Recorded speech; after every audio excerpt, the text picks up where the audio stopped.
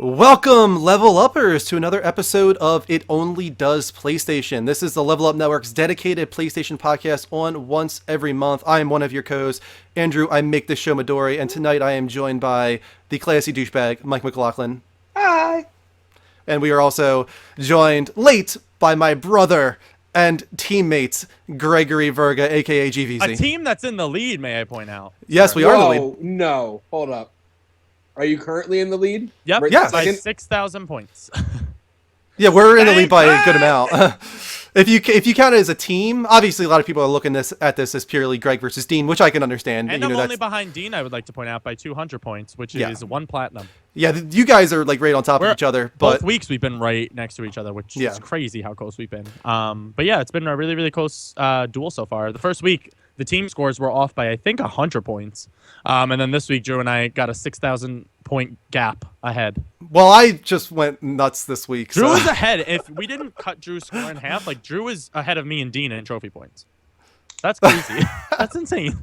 It kind of makes me laugh. Like, that's insane. It won't stay that way though, because it's just because I have those easy games at the beginning that you guys did last year. Yeah, Sound Shapes helps, but like you still Yeah. platinum like a bunch of other stuff besides Sound Shapes. Like you've been working on the Unfinished Swan. You did Yeah, and that's what Resogun Which, and for some Grim reason, I Fandango. got really pissed off. For some reason, I didn't put Sound Shapes and Unfinished Swan in my queue for free when they were for PS Plus. Oh, really? that's so really sad. pissed off. The The only Unfinished Swan two. is a good game too. Besides, Right. And I'm really mad Okay. because I wanted to play it. I've seen it for a while. I remember watching Drew play it, and I was like, oh, I'm going to get to that eventually. Never did it. Only 2 games I missed out on. And yet you It's have pretty Dragon cool. Finsu. God rest your soul. God, dude, don't remind me. Hate that game. Hate it. All right, well, we're going to get right into it, guys. It Only Does PlayStation is 4 PlayStation dedicated topics. We're going to spend about 10 minutes on each of those, but we also have 4 fan-submitted questions as well that we will get 4 of to. them? Yeah, of course, we always do. Wow. Yeah, you guys are great. Wow. If you want to be way ahead of next month's show, just tweet at us on Twitter at the Level Up Network, level spelled OVL, it's right at the top of the screen. Use hashtag IODP and ask us a PlayStation dedicated question, and you might be chosen as one of the 4 on each of these episodes. Might being the key word. We have And of course, we got 21 people in the room. Thank you so much for joining us, everybody. Don't forget to follow the show if you are new. I doubt that you are. It seems like all regulars right now. But so that we get new people, we need your guys' help. Please share the show, Twitter, Twitch, Facebook, wherever you can. Bring in your friends, your family. Let's build this community here on the Level Up Network, and hit that heart button at the same time. if Give you us are your hearts, give us your hearts, give us all all your hearts. Oh, that was better than mine. Whatever. This is why you're my brother, because you complete me. Hashtag Yes. and never Aw. forget. All right, let's get into the first topic of the night. I feel like I might fall through my camera feed because that's how transparent I look currently. Yeah, do that. I am up first because I make the show. First up, this is kind of early to be talking about this, but this what came to me this week. I want to talk about PlayStation 5. Okay. What? Why? Yes, I want to talk about PlayStation 5. I want to get your guys' early predictions on what the next generation of PlayStation is going to be. Is there going to be a next generation of PlayStation? Is it going to be the same old, same old? Is it just going to be another console, or are we going to see a drastic shift in what we expect from gaming? I'm going to let somebody else take the floor first. Okay, Who wants I'll start us off.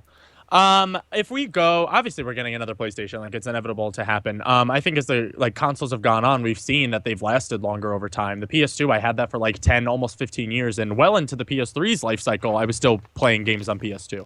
And then PS3, when that came out, like, as we all remember, God rest the PS3's launch at $600 and with like barely any games besides Resistance. That was like the only thing I was playing on PS3. So I still went back to PS2. As far as like PS3 and PS4 go, I still have both of those consoles hooked up to my television and I play both of them constantly. Like I still have a backlog of games that are on PS3 that I don't use on PS4. So for me personally, I don't want a PlayStation 5 anytime soon. I hope it doesn't come anytime soon, and I don't think we need it.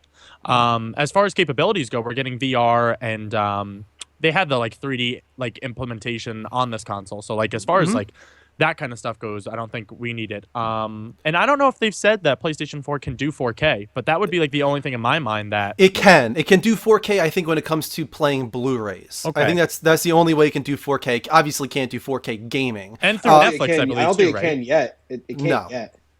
I mean, I think it has the capabilities to display in 4K. It's just obviously it would be dumb for somebody right now to try and develop a game in 4K. It would use up all of the resources. I don't think the movies can be shown. I don't think you can get 4K movies on the PS4. I think if anything, it has the potential capability, but I think it's going to need to be unlocked like the 3D was.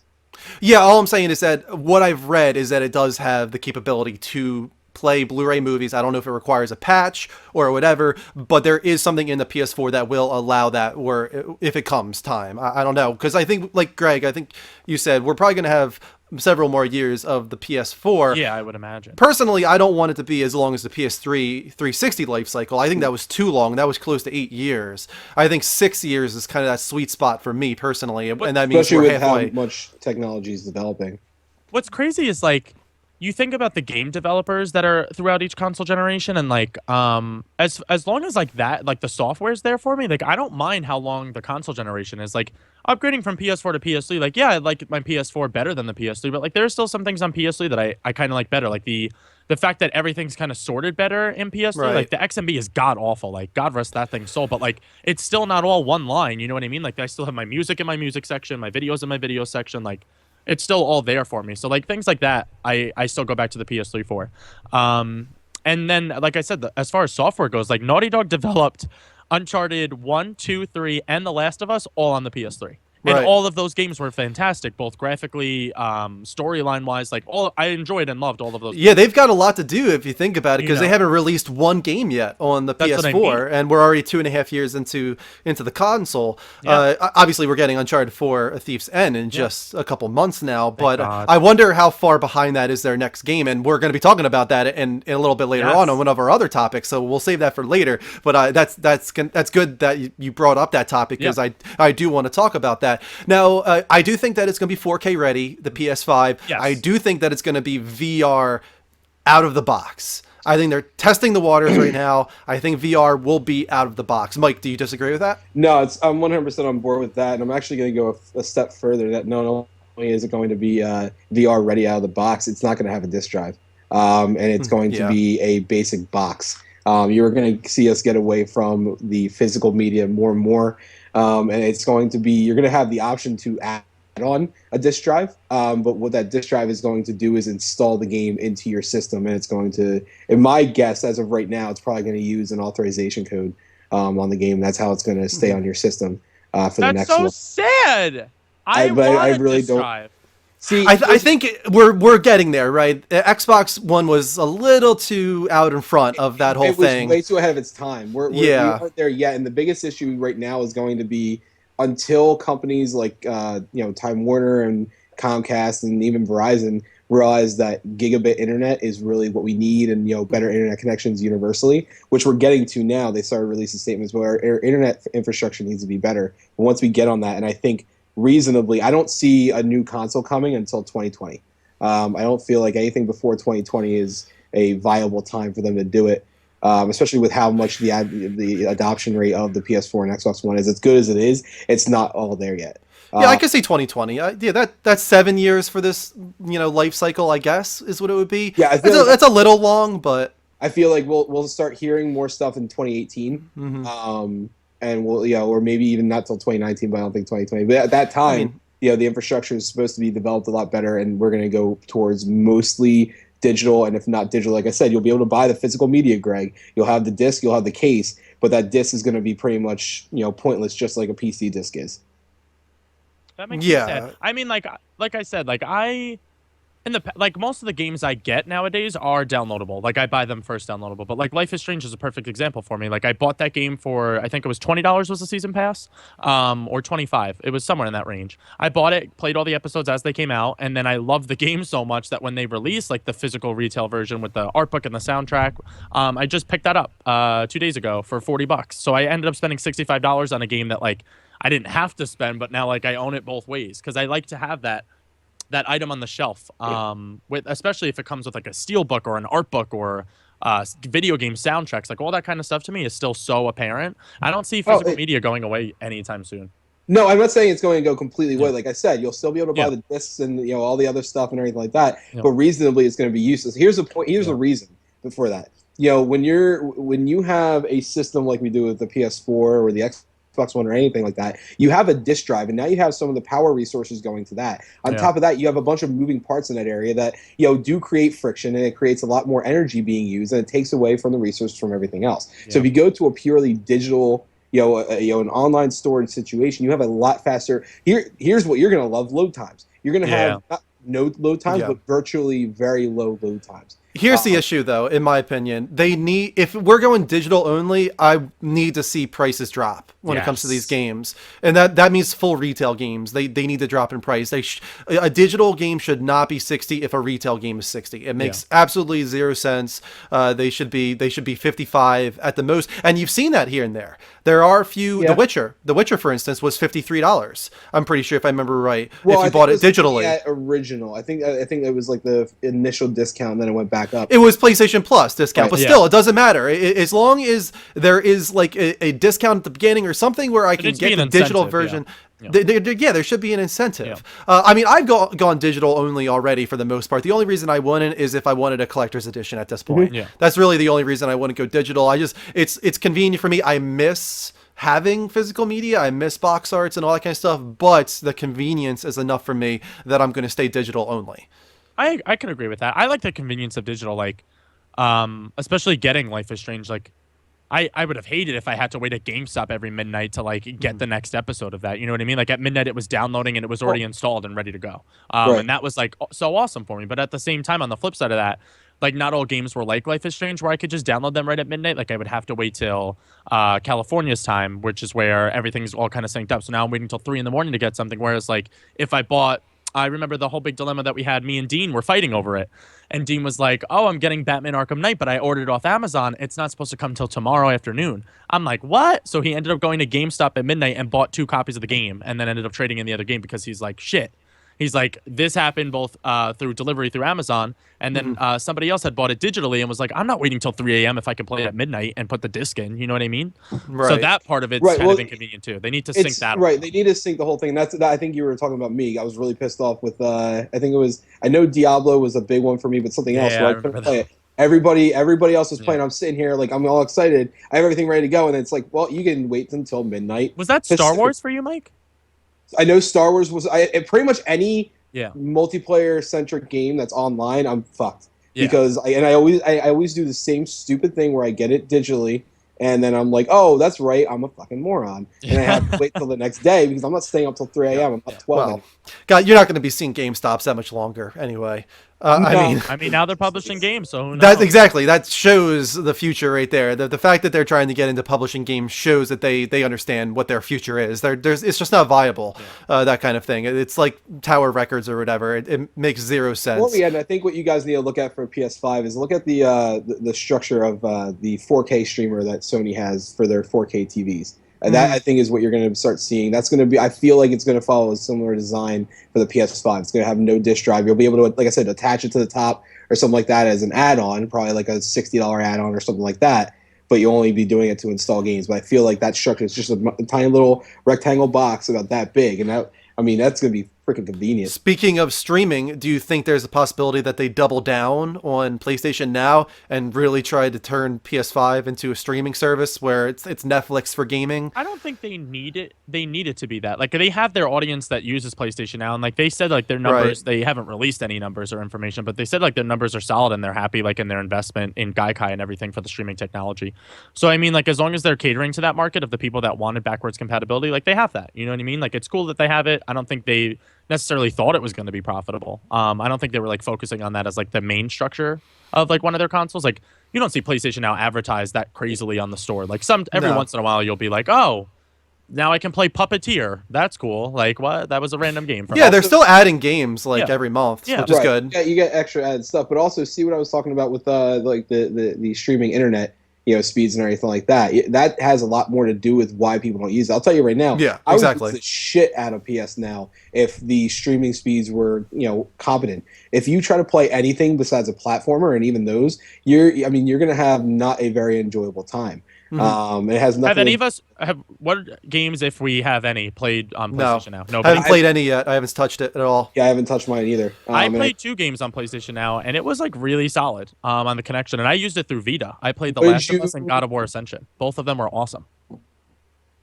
Okay, so Those are the God of only War two I tried. Ascension It was like fits my what I third was month talking free. about. Last of Us, I'm a little more surprised. Like I was talking to a few people that have tried it, Yeah. and they were saying anything that's like, especially like shooters, like more than anything else, shooters or even racing games where it has to be like Twitch. Yeah, you have to be able to Oh, like react FPS right more there. so.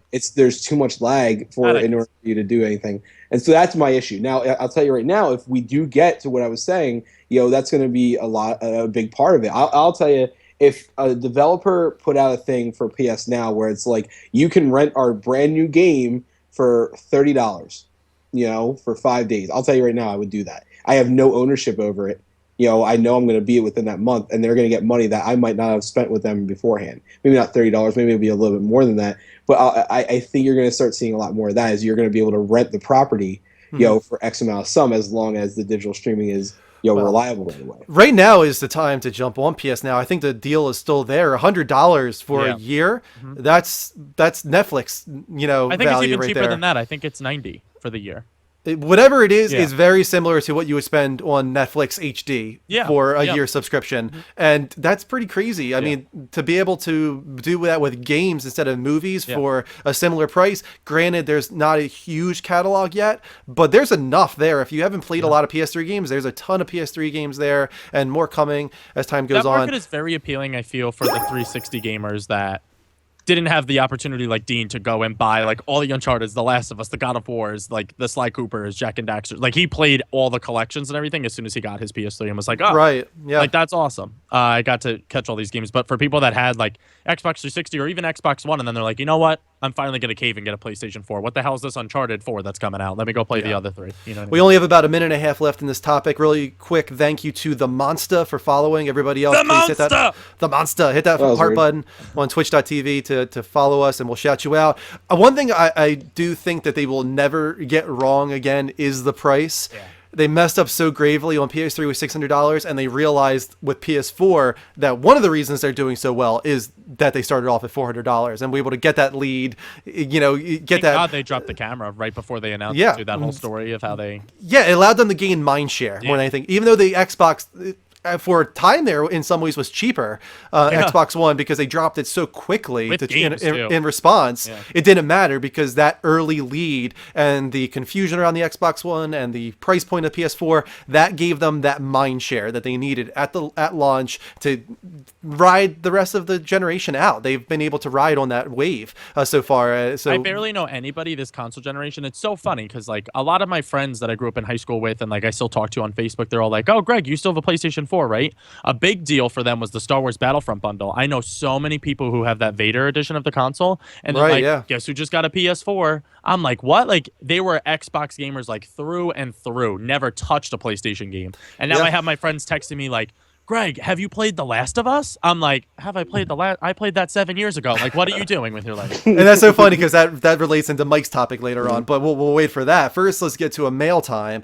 This one, Mail time! Mail time. Dear It Only Does PlayStation, with Bethesda having their own conference last year before E3, and with EA doing the same this year, is this the end of E3 as we know it? Sincerely, Johnny Poolside. So yeah, we found out recently that EA is not doing a E3 conference during the week, during that E3 week. They're going to get out in front of E3 like Bethesda did, like Nintendo does in a way with Nintendo Direct. Is that where we see this going? Is everybody just going to stop doing E3 conferences and do their version of Nintendo Direct? I want to say no right off the bat, just because look at PlayStation Experience.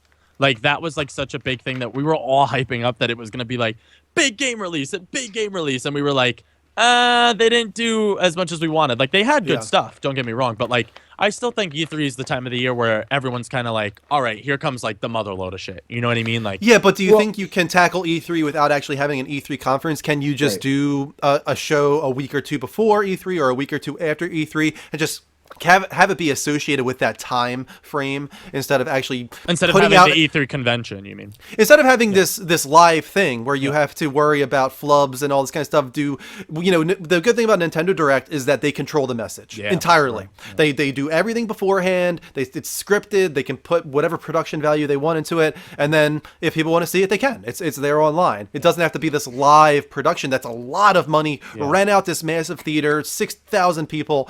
They could get rid of all of that.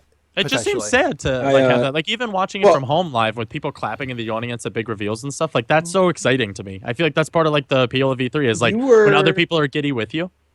You Go ahead, were, Mike. what, 11 years old the last time they were going to cancel E3, I think, right? It was a while ago now, yeah, that they It did that was- whole It E3. would have What did been they like call 11 or it? 12. So I know I know you and I remember it, but they Yeah. actually canceled E3 for a year. And They said didn't that cancel it. They made it into a very, very small venue. Right, it was a very small venue, and they said it was not. It was, and realistically, it wasn't. It was a very, very big shadow of what it used to be. It was mostly for gamers, and you had to pay to get in. It was a gaming expo, kind of like a Comic-Con, and you paid to get in, but not many journalists went. Not, there was very, very, very small turnaround. I guess I don't know. The spectacle wasn't there. They got rid of the spectacle. So, and it didn't do well for them. And that year, they also didn't like what happened with, their marketing and everything like that. So they decided to bring it back because of us. Mm-hmm. We said that we wanted more of it. Even, journalists and everybody like that, they said that they wanted E3 again. So I feel like if they do go towards that route, they'll have to change something. They're not going to just be able to say, all right, everybody record your videos and submit them in by, Wednesday at 3 p.m. It's not going to go down like that exactly. I feel like there is some change coming about, and I feel like E3 will very soon stop being what we remember it being, and I think it will become more current with the digital age, just like digital games and everything like that. But I don't think the whole event will go away at all. It's just a lot of companies are going to have to change the way they're approaching everything, and like just presenting in general. I agree with that. Yeah, I feel like actually companies are going to start doing more of the recorded stuff, but I don't think that they're going to stop doing the press events at all.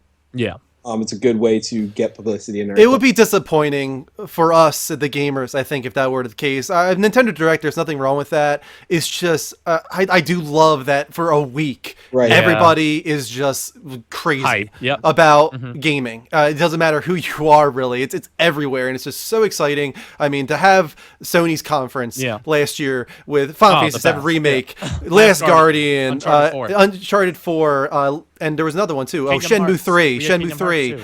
It's just, that's like ridiculous. That was insane. And to see the reactions, game trailers, who God rest their soul, to see their reactions to that was amazing. I don't want to lose that. All right, topic number 2, Greg, go ahead. My topic, Greg Way, from the previous one, we kind of talked about it briefly before, but what do we think, or what do we want Naughty Dog's next title to be after the release of Uncharted 4?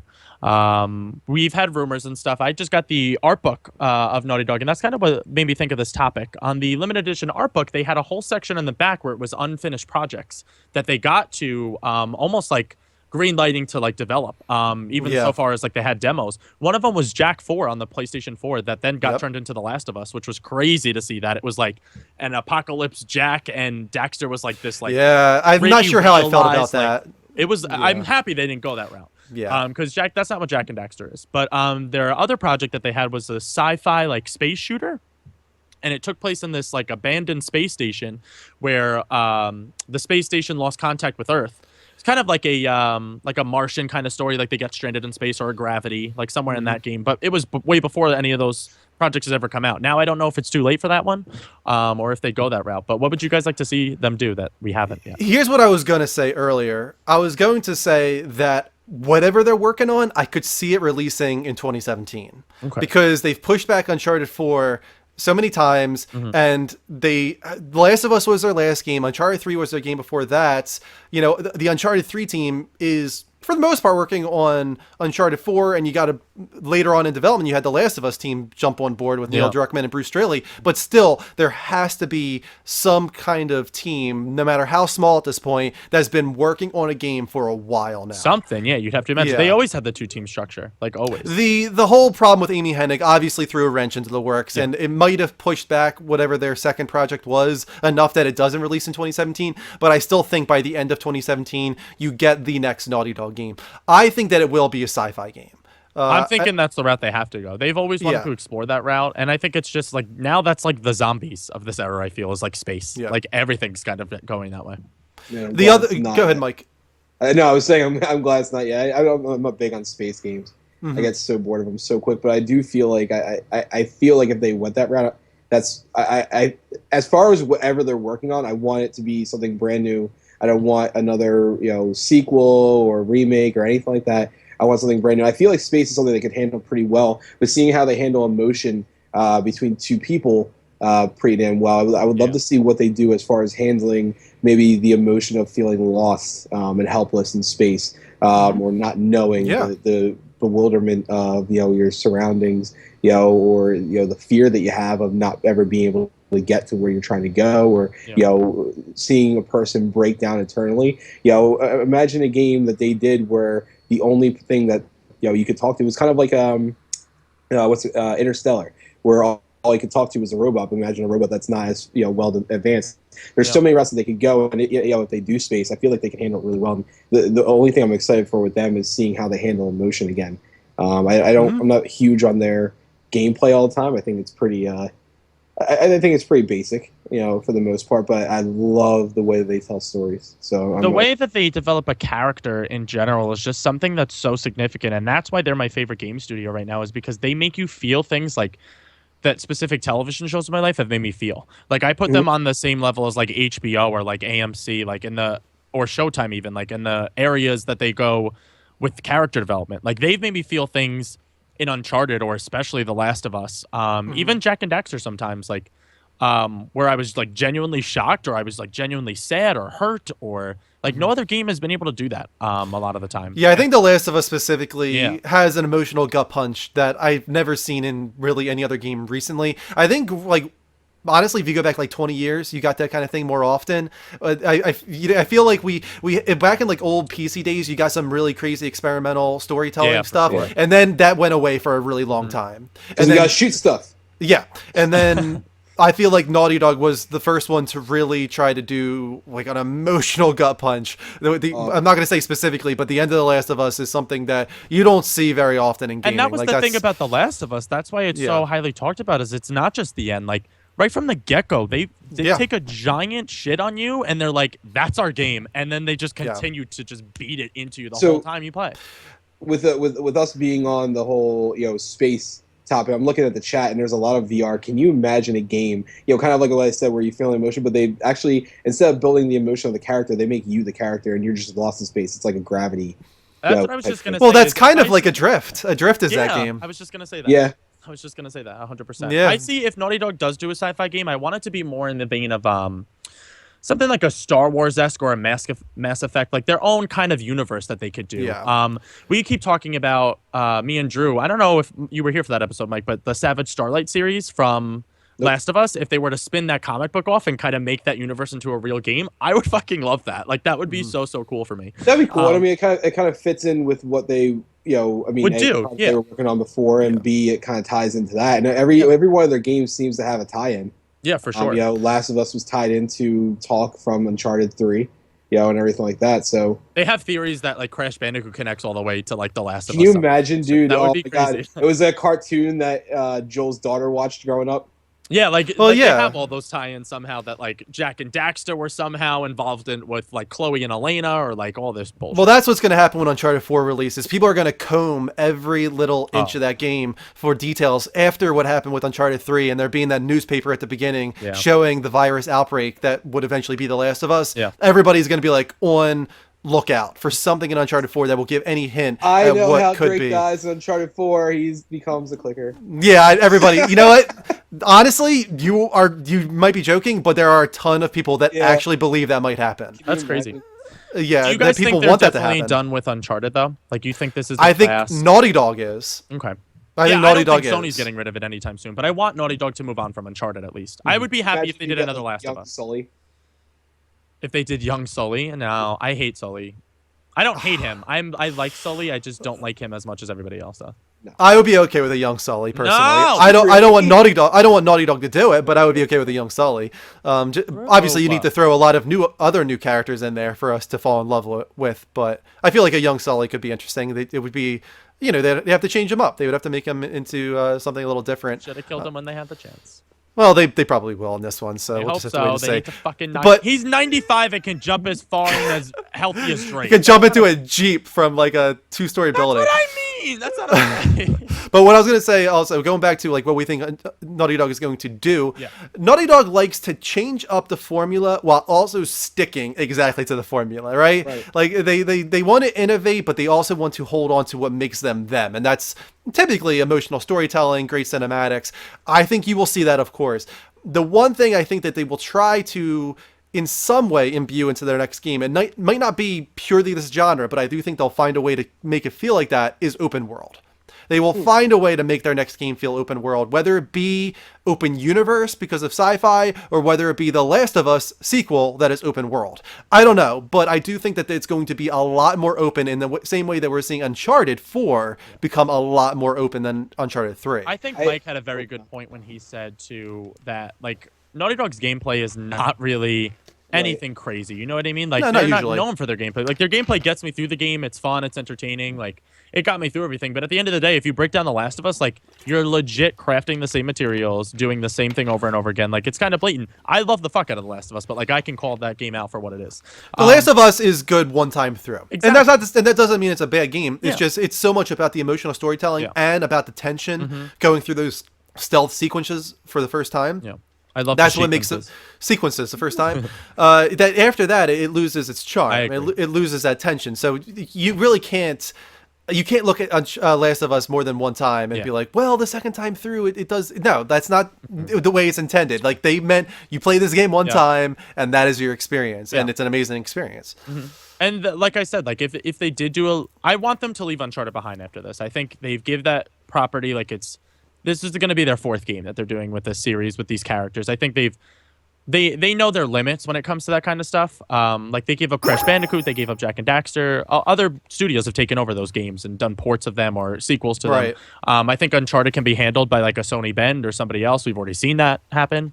I would be okay with them doing another Last of Us. I will say that much. I think that they have like a lot of potential still with that universe, that world. And even if they didn't continue the story of Joel and Ellie, we already saw in Left Behind, like they brought in Riley, and like I was just as attached to her as I was to anybody else, like Tess in the main story. You know what I mean? Right. So real quick, thank you to Danielson. Danielson, thank you for the follow. We bow to you, sir. Yes. Oh man, I lost my train of thought. Actually, I had a few other things I wanted to say on this topic before we wrap it up. But if nobody else has anything to say, we could jump forward. The only thing I wanted to say was the Jak and Daxter games was like their drastic like leap forward, but like they never really innovate so much on gameplay. Like from Jak and Daxter 1, it was a platformer, like they did Crash Bandicoot. And then jumping to Jak 2, it was like Grand Theft Auto meets Jak and Daxter. And they kind of, like you said, like they innovate without really innovating. Like it's weird how they do games. Like crafting wasn't new to games, but the way Last of Us crafted, like it worked so well, and it worked for Naughty Dog, and it worked for their story. So I'd like to see them do stuff like that. Like if they did an Adrift style game, but I cared about the characters 10 times more, like I would totally be sold on that. Ghost says, when I played through The Last of Us, I loved it, but never had that thought to replay it right away. That's not even right away. Even now, when I was replaying the remastered, I was loving it, but at the same time, I was like, it's not the same. It's like, it's beautiful, and it's the best way to play that game, and I wish I could have played it that way the first time, but it's just so much of that game is dependent on not knowing what's happening next. Yeah, it loses it. It's not the same. The Last of Us is only excellent one time. I agree. After that, it's just great. Which is nothing wrong with that. Yeah. Just, there's nothing wrong with being great, but it's only excellent. It's only a 9 time. after the first time through. Yeah, it's a 10 the first time, it's a 9 after that. Really, that is the case. It's the IGN rating scale. Yeah, easily. I guess. Yeah, we'll go with that. We'll go with that. Yeah. All right, let's fast forward a little bit so we can actually save some time here. I'm going to try and get to the on the spot, or actually not on the spot. It would be called the What's on the spot? Mail Taking time. Your questions. It's the mail time. Send us all your tweets to #IODP. Yeah. Yeah. Let's see. While we're waiting for the on the spot to pop up here, let's see what else we got in the chat room. He said, yeah. Guardians of the Galaxy open world. Could you imagine if Naughty Dog did a third party IP? I'll say right now, just like we were saying, I do not like their gameplay. I don't want them handling anything that I love. I think that's an overstatement. I think it's very. Their gameplay's solid. It's just it's solid in every way. There's nothing wrong with it. It's nothing. I don't know. It's nothing to write home about. All right, dear, it only does PlayStation. Hi. If PlayStation were to make a Super Bowl commercial next year, how would you construct it? Sincerely, the Nined Fox, Derek. Honestly, I would tackle it like I'm a fucking weirdo, but the Pokemon commercial that aired during Super Bowl, where the like Ash Ketchum lookalike kid like walked out and like the Pokemon were like there, blah blah blah. Do something like that. Like do something that Yeah. brings live action and animation together like that. And like, dude, that's fucking awesome. Like My favorite PlayStation commercials are the ones that tackle the legacy of PlayStation. So like montage clips. right. Like that, or like Michael. Remember, Oh remember- yeah, that's a good one. Do That's you have an idea, that's- or are you just saying like what you like? I'm just kind of starting off by saying what I like from them in the past. Michael's the one in the bar, correct? Where they That's- like stand So up. Yes. going off of the Michael trailer, the Michael commercial, why don't you have just kind of like how we remember the hypothetical battles that we did?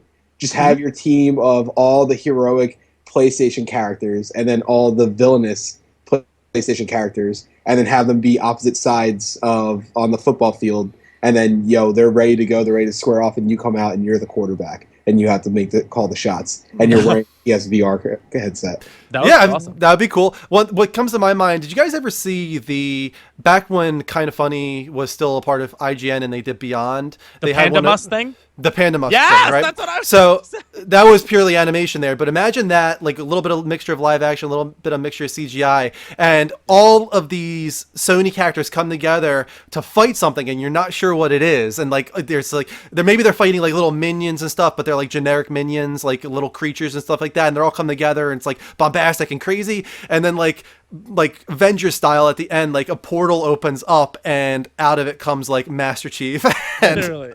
Marcus Phoenix, and like the PlayStation characters like charge at them and kill them all. It's so funny that you bring that up because Pandamus video that they did for Beyond 300, I believe, was that video. Do you want me to put it on? I could probably play a It's little one bit of my favorite videos that's related to PlayStation, and PlayStation had nothing to do with it except like loaning the IP. You know what I mean? Like they gave all the characters and all like the inspiration for it, but like that was totally a Pandamus production. Like it's so awesome, that video.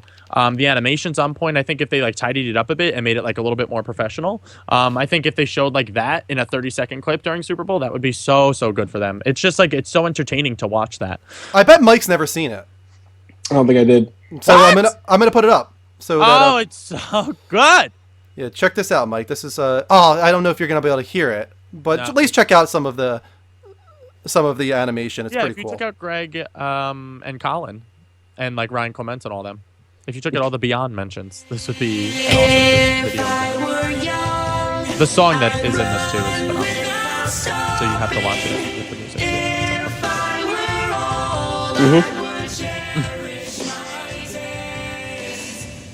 I still want Pandamus to do my self-portrait at some point. I don't know if that's doable. Fast forward a little bit. Here we go.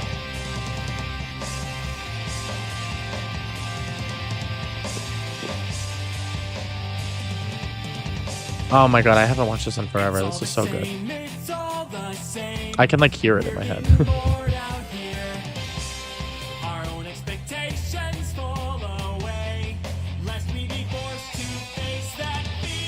Well, that's just awful. Yeah, they don't. Oh, there's like the Chimera and stuff. Or like Evil Cole. I didn't Yeah. think they had life. It's good versus evil. You guys remember the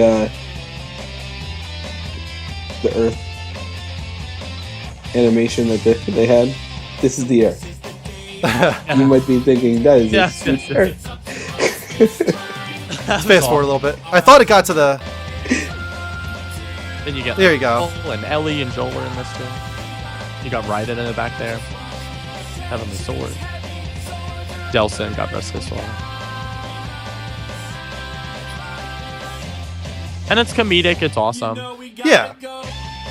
Yeah, but something like this, just with like all of the PlayStation characters like coming together to fight like an evil, would be really cool. For sure. I think Well, I that'd mean, be you awesome. already kind of got that. Remember with the what was it? Was it the PS4 commercial that we had? What was the one where it was like released in stages and it was like every single PlayStation property as the guy was walking through the forlorn city, the destroyed city? I don't remember that.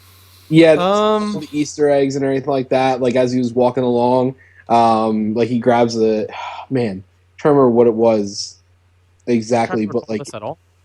Oh man, it was a big one. It was from 2 years ago. I bet you if I saw it, it would be like, oh, that. Yeah, if you saw it, I think if you saw it, you'd be like, oh yeah, we did have this commercial already. It was pretty much just that, but just following the whole idea of just one guy walking through the damaged city. So if anybody knows what it is, I remember the PlayStation All Stars one that had a few of the characters live if action. anybody in the chat remembers what I'm talking about, I'll give you 500 XP right now.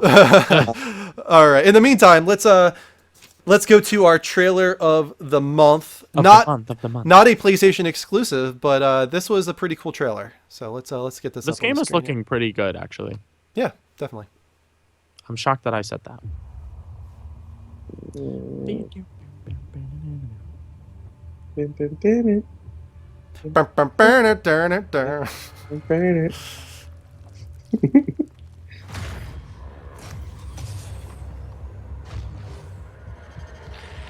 Did we all play Old Doom?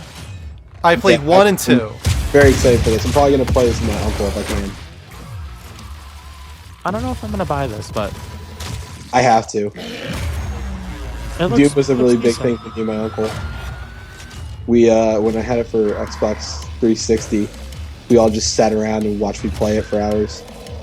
It's so grotesque and violent. I love. Yeah, I just love how fast it is. Yeah, me too. It's so fast. It feels like do you remember that game that was trying to be first-person shooter with like Mirror's Edge, and then like did nothing with itself? No, I don't. It was know like what you're talking Team v about. Team. It was like Break Free or Break Point Oh, or Brink. something. Break. Was it just called Break? No, Brink. At Brink. Oh, Yes. Brink. And that game never like kind of took off. I feel like this is like that, but with like a big property attached to it. You know, like fast-paced first-person shooter, like grotesque, like violent, colorful. It looks good. Right. Yeah, I think it looks pretty cool. Yeah. I forgot Brink was a thing. I completely forgot about Brink. Remember that? That's like a That's a mind deep rush cut there. on LDP. Yeah, that looks pretty cool though. Are you guys gonna get that? Any of you? I'm probably not gonna pick it up unless like it's like an easy platinum or something. That's Dean? not in my wheelhouse. Dean seems the most interested in it, actually. Yeah, for Really? sure. I didn't know Dean was interested at all, but yeah, I'm definitely getting it. You know how Dean has said recently, like how he's like tired of first-person shooters and like he needs a break from it. He's saying like this is his break, and he feels like Doom is going to be his return to that. But yeah, not my kind of game. Yeah, I'm the same not way. anymore. I hate At least first-person perspective like a lot. Like I hate it. I did like Doom, back on the PC way back. That was crazy. I used to love sneaking up into my room and playing some Doom and trying to survive the very end. Have you guys played Doom? You know how at the end you can't survive no matter what you do. But I was like, That when game you're was that so frustrating to me when I was younger. yeah, when you're young, you're like, there's got to be a way to beat all these pigs. And there is no way. Legit, that's exactly what you would think though. Yeah, when you're that young, you don't think, there's no way to beat this game. There's got to be a way to win. It's but there funny isn't. that you say that because like now I go back to games like Sonic the Hedgehog and I'm like, this game is so fucking hard. Like I remember as a child being able to collect all the rings and get through the levels. I tried to play Sonic now. I'm like, I must be so fucking babied in Uncharted and shit because I cannot not die in this game. It's so difficult. Yeah, I feel like games that like make me feel like I still have it are games like Resogun. Yeah, me too. Resogun I feel like talented at. Yeah. And I sent you a link, by the tackle, way. like the demolition mode that Drew was like a. Oh, that one, Greatness Awaits. Yeah, I remember that. Yeah, it's pretty much exactly the commercial you guys are talking about. Oh yeah, that's a little bit. Yeah, I could understand. That has various. I know which one it is. That has various characters in it. It's That's similar like to the what I'm homage, right? Yeah. Yeah, it's a cool one. That's a cool one for sure. All right, let's get to the next topic. This one is yours, Mike. Go ahead. What is going to be topic number 3? So with Sony seeming to have secured more of the exclusive rights to a lot of third-party games, like we had the Star Wars Battlefront exclusivity and the Black Ops exclusivity and all that extra goody stuff that Sony seems to love throwing their money at now. Extra goody. Do we think that that's going to last? Do we think it's paid off for them? And they're going to continue doing this? And if so, what do you think has been the most successful? And if not, what do you think they're going to do instead? Are they going to focus more on their own first-party stuff and let the third-party developers do whatever they want, even if that means go back over to Microsoft and Xbox? Do you want to start, Drew? You kind of brought this up earlier. Battlefront is their most successful thing yet. That was huge. Which is sad. No offense. I just mean from a third-party perspective. Right. That is the most successful thing they've ever done. Black Ops 3 clearly was not the success because it sold Destiny better. even. It sold better on Xbox One. Destiny was a big success, but it wasn't Battlefront. Yeah. That being said, I think that the only reason they focus so strongly on third-party relations this year is because they didn't have a good year. Otherwise, they delayed so many of their things. It wasn't a strong year from a Sony first-party perspective. That is not the case from what we can tell this year. Yeah. No. Hopefully. I mean, if we get Uncharted 4, if we get No Man's Sky, Last Dreams, Last Guardian, Horizon Zero Dawn, Maybe Final Fantasy VII Part 1. Yes, Final Fantasy 15 being obviously more associated with Sony. That's third party relations, but like that's all they need is stuff like that. Like they've got Final Fantasy 15 this year. Like that's all they need. I think everything else that's being first party, they've got the year rounded out for them already. They don't need to do Mass Effect, for instance. I don't think they might, but I don't think they need to. And I don't think Mass Effect is going to make it this year anyway. So Yeah, I think Mass Effect's always off. I think it's going to get pushed back. It's supposed to come out this year, but I think it's going to get pushed back. No, there's no way it's coming out this year. Yeah, but so I think that it was. I think it works for them when they need it to. Yeah. But otherwise, I think that they should focus on first party. That is what Sony is known for. That's what they do well, and they need to continue to bolster their studios because they've actually closed down some studios in the last like 5 years or so. I want to be reassured that there's plenty of Sony first party studios developing games. This is a tough question to tackle because right now we have like one of my favorite trailers of the year, I think, where the guy's sitting at his office desk, he sees R2-D2, like the little figure he used to have with his little brother, while they like played Star Wars like with flashlights in their bedroom, and it was just such a cool trailer. Like it reminded me of my childhood with my brother, and then like I connected to it so well. What makes me sad is that it had to take a game like Star Wars to do that, which is third party. Like Drew said just now, like Sony's first party stuff is their best stuff. That's their bread and butter. Like all of their studios are so fucking solid, and almost every game that one of their first party studio releases reviews amazingly well to good, never really terrible. I don't think I've ever really seen like a terrible game from any of the first party stuff. And like even all of the third party studios that are kind of like second party to them, it disappoints me that like they don't get the support and the push that like these live action commercials get, you know, like why don't we get like a live action Joel and Ellie, like the fan film on YouTube? If they did that as a commercial, like that would be crazy. I feel like it's because, and granted, The Last of Us sold very well. I think maybe like 8 million. Yeah, I don't know. It didn't sell 13 plus million like Battlefront sold, and Battlefront's going to go on to sell a lot more than that, I'm sure. That's the difference, is that third party games sell better, and it's I'm not sure why that is. It makes no sense to me, honestly. I think first party games are almost always the best games. But that's my point, though. Do you think it's because it's not Sony making a live action trailer or promoting things other than like all I ever see of Uncharted is like the PlayStation 4, like blah blah blah. They show a quick montage and then they're like, by the way, if you buy the PlayStation 4, you get the Nathan Drake collection for free. I'm like, what? Like that should be so much bigger than you're making it seem. Like everybody that bought a PlayStation 4 that I was friends with that was an Xbox person before got the Nathan Drake collection with their system, and they're like, holy shit, dude, this is like fucking Indiana Jones, but I'm playing it. I'm like, yeah, that's what I've been telling you for the past how many years. You gotta remember too, the benefit of third party is it definitely brings in a lot of the outsiders. You know, people like us, the gamers, and the people that are watching this right now are definitely going to know that there's a reason to side with one console or the other. They love Uncharted and games like that, or they love Halo and Gears of War. There's a difference in that, but the benefit of the third-party developer exclusivity rights and everything like that is people like your friends who didn't know that Last of Us was a thing up until a month ago because they bought games like the Battlefront. They saw Battlefront. They saw how awesome it was to be able to fly an X-Wing and said, oh, it's tied in with PS4. I should get the PS4.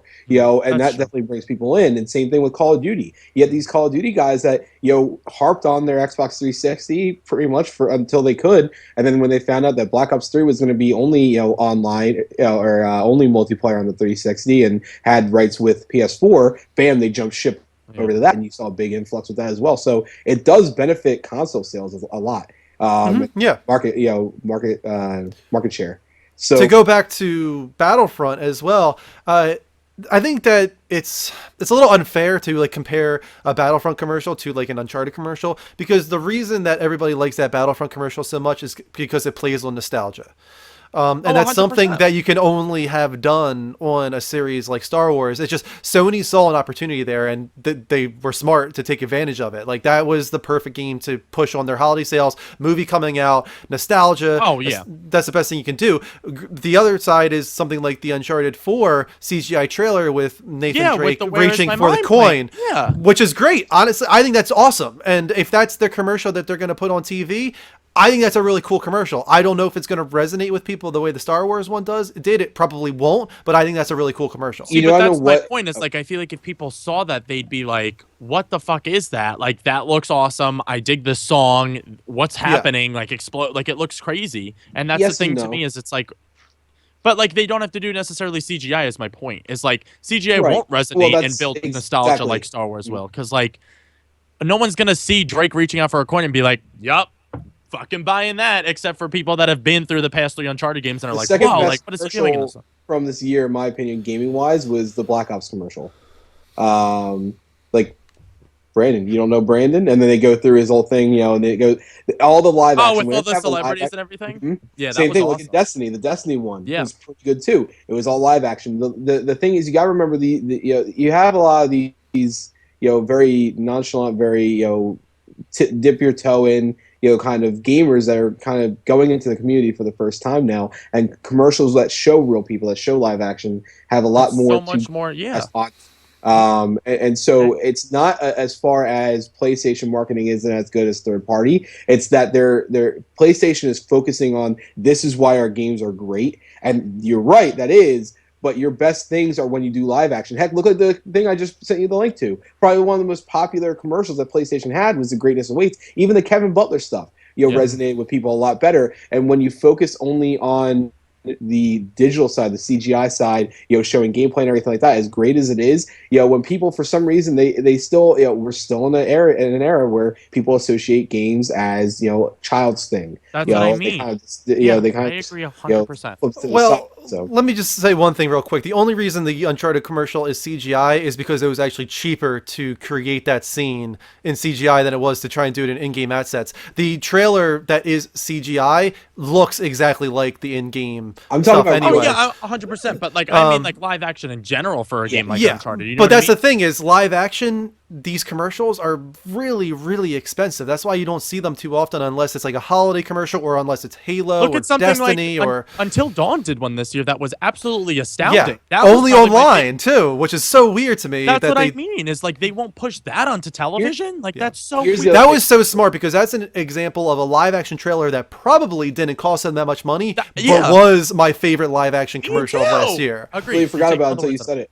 And you're right. If they put it on TV, that would have been amazing. But here's the other thing you got to remember, and this is going from an outside, perspective of all of Sony in general, not just gaming. Sony's has probably the worst approach, I guess you could say, as far as marketing their own stuff. They have no idea how to market their own materials, and I just don't get why after this many years. But you know what? It's been like this for decades. We're talking about their TVs, their audio systems, their computers, everything. I'll tell you right now, looking through all the electronics and everything that I've worked with, Sony had the best TVs on the market. People knew that from word of mouth, but realistically, people were coming in. Why? Because they saw a commercial for some Samsung crap TV that they saw was a decent price, and they're going to come and get that. Same thing with computers, same thing with their audio stuff. Sony had some of the best audio stuff in the world, and people are now coming onto the Beats because they're cool. Sony does not know how to market their stuff the right way, and if they did, they would be in a lot better shape financially and for us in general, but they don't. And until they get a grasp on what people need to see, instead of I was gonna say, I think they're good at their hardware commercials. I do like their the hardware they're nailed. I think they usually do a pretty good job, especially around the holiday with their hardware commercials. It's their specifically first party game commercials. Going back to, like, say, Resistance 3. Like, remember that commercial where it was Kevin Butler on like a horse or some shit, like about to, and they tried to advertise it with the PlayStation Move gun, and it's just like that's an example, and that's like an Old Spice commercial. Like, it kind of felt like a joke. It was like, what the fuck weird. is this? And the worst part of it all was that Resistance 3 is an amazing game in Probably my opinion. the best in and the Resistance series. Oh, by far the best in the Resistance series, and it got no attention because that trailer was so bad on television. Probably And why they Insomniac then went with Sunset Overdrive to Xbox. probably, You know what I mean? yeah. Like that's what, like you're losing people to something so dumb. Like if you do The Last of Us, like you said, Mm-hmm. don't make it crazy expensive. Do what the fan film did on YouTube.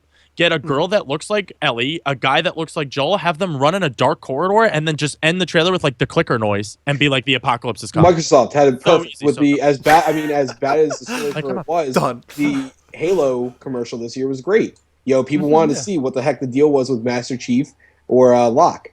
You know, they Yeah, had that was no talked idea. about so- And the live action was great. It kept me interested, and everybody was really disappointed that the live action trailer It's better than the game. entire game. True. You know, so it kind of stuff. But that right there shows you how important that stuff is, especially Yeah. when you're talking about live action commercials. It doesn't matter what gameplay you show; you have to have a live action commercial still for some reason. I don't know It makes why. me- So you yeah. realize that. And it makes me sad, back to the point about Insomniac. Like Dean said it the other day. He's like, Sunset Overdrive is a game that I played on Xbox. I enjoyed it. But he's like, if it was on PlayStation, I would have easily gone back and gotten 100% of the trophies. Because he's like, it felt like a PlayStation game. It felt like Ratchet and Clank, but like more mature. And like, it sucks that that game didn't do that well on Xbox. Like, Insomniac is it's so closely aligned in my head anyway with like Sony and PlayStation that it sucks that like we probably will never see that game on this side. Like that. Well, we've talked about this before. I think Insomniac has screwed themselves in so many ways when it comes to 100%. their perception, and I don't think that they can get it back at this point. I think that they kind of ruined themselves. I But I really don't know hope if that was from Sony burning them with Resistance 3. Like they treated that game Yeah. like garbage, and that game was so good. Yeah, I agree. Razor's thinks Fall of Man is better. I like Fall of Man, but just the fact that it's a launch title, it couldn't be what Resistance I is. 3 is. The What I like weapons so and much the about rings stuff, Resistance come on. 3 is its focus on one character who's actually a good character. Nathan Hale is the he's a shell. He's just this empty shell of a person, and he has no compelling characteristics to him whatsoever. Capelli in the third one, just the simple story of him trying to get to his family, like that was so much better than what the other games tried to do. I love 3. It has a very Colin Moriarty talks about this all the time. It has a very Half-Life vibe to it. The third game, and that's what makes it so special. Yeah. Is it has this vibe where you don't even talk that much. You have so much personality in your character, but you're mostly listening to what other people are saying to you. And another thing that it did really special, and we talk about this a lot with other games as well. It's always great when they put that wedding ring on the hand it makes and make so it much more significant. makes it a focal Yeah. point, especially when you're holding a gun and you see the That's what wedding you're seeing band. constantly. Yep. Yeah, because it gives so much humanity to that character, and it puts you, like, if you're a married person like myself, it puts you in that person's shoes and kind of makes what's at stake more realistic. And I like that. That when game had games so do much that. levity and weight to it, and it was so much more emotional to me. And Yeah. that's what I look for in games personally. And to put that Yeah. with like the amazing first-person gunplay that Resistance had, with better weapons and everything, like they improved so much in that game. And then that game had no advertising, nobody talked about it, and it made me so depressed. And it just doesn't make sense to me why Sony has these phenomenal games that get reviewed extraordinarily well. They're only Sony exclusive. Like half of these don't get ported to PC. I'm pretty sure you can't play Uncharted or The Last of Us on any other console or system. Like you can't. Like, why aren't you putting that at the forefront? Like, I get it. Maybe you sell 5 million less than Star Wars Battlefront, but like maybe if you did a live action trailer that people are like, what the fuck is that clicker noise? Like, what is The Last of Us? What Yeah, is that? no, I completely agree with you when it comes to The Last of Us. I don't think it would be that expensive for them to do a live action trailer. They don't even need to do CGI whatsoever. They could just do a really dilapidated building. They don't need to go crazy with like the nature porn, destruction porn on the outside. They don't need to put CGI into that. Just get a dilapidated building, have the two characters going through it, have it end with a clicker shadow even. Yeah. Like you don't even have to go crazy with makeup and just have the clicking sound. Make it really creepy, really atmospheric, and that is all you need to do. And people, I think, would be on board. Yes. Yeah, I completely agree with you. And also I want to do a quick shout out to Firewatch for its wedding band use in that game as well, because it's really important to that game. I'm not going to say why, but no spoilers. I'm excited. relationship with his wife that is established at the beginning is the focal point of the game and what happens moving forward. And the constant reminder of his wedding band and him taking it off and putting it on and all that kind of stuff is really special. Did you finish that game yet? No, I'm gonna finish it tomorrow I'm for my so stream. excited to play that game. It looks beautiful. I've Yeah. been watching that game for forever. No pun intended. Watching time. All right, another question here. Mail time. Mail time. Dear It Only Does PlayStation, what is your favorite PlayStation Plus game, specifically one that you've never played before? Sincerely, GFN2112. We've talked about this a few times, but I don't have a problem talking about it again. Mine right off the bat, my first one I think of is Infamous First Light. It's so fucking good. I was just talking to Dean about this. We did our Trophy Wars check-in, and he was like, "You know what, Greg? Like, I don't know how me and Dean always end up on random conversations, but he was like, I want another Infamous game. He's like, I wish there was a way so that you could go back in games and get like a double platinum, because he's like, then I would go back and revisit Infamous Second Son. Like, I miss the powers, I miss traveling through that world. Like, it was so much fun. And I'm like, Dean, that's so funny that you say that, because I just went back into First Light and did the battle arena mode, and it's just something so simple. And that game was free. Like, that game is so stunning and so beautiful. I still can't get over how that was free. Like, that makes me sick, how that game I haven't played it yet, but So both good. Mike and I are going to be playing it very soon. Oh my god, it's so Yeah, good. but I just started it this afternoon, actually. Actually, an hour before we started the show. But that was one I bought First Light, and then when it came for PlayStation Plus, I was like, oh, that's awesome for everybody. As far as one that like I probably would have never picked up myself, and then it was free, I have to go Resogun still. Like, Yeah. that game, dude, is fucking something else. Like, that's not a game I would typically play. Like I said, I play games for story. Resogun has no story whatsoever, and like, I'm so addicted to that game. Like, if I hopped in now, I would probably sit there for 5 hours easily and not realize that 5 hours passed. That game is just something special. I am High Five Gaming. Thank you so much for following. Everybody else, do the same. If you're new, hit that heart button. Live from High five. PlayStation. High five. Resogun is the first one, obviously. That's just kind of like default answer there. That's the best PlayStation Plus game, in my opinion. But besides that, the ones that stick out for me are now Rocket League. Now that I've played through, I that's have a to play that really, still. really fun game, especially for competitive people. I'm not one of them, but I can recognize how great that game is, especially it being free at launch for PlayStation Plus. That's always something really cool when it's never even been released before. It's releasing with PlayStation Plus. That's just crazy. Yeah. And the other one is Don't Starve. I love Don't Starve. So. I hated that game. I love that game. I hated thought it was so much much. fun. I just didn't have the patience for it, though. I did love you watching everything burn to the ground. That was fun. That's a special Never moment. forget. How about you, Mike? That was probably my favorite moments of Drew. The Gaming. fire! Oh my god! Not even that. Oh my god! Oh my god! What? No! Oh my god. You react like that. It just ever. kept expanding throughout the whole screen, too. It's- It was a disaster. Fucking priceless. No, I think What are the they talking best one. I mean, this is me. I know, Greg, you abused it and you pissed me off with it, but Grim Fandango was probably one of the best things you guys ever got. You were an ass, and instead of listening to the story, you just ran through and followed a guide, so you didn't get how great it was. But realistically, it had some of the best dialogue of a game ever. But I think that was like one of the best values. It was $20. Originally, I paid for it the day it came out, and I've never regretted it. I hate it.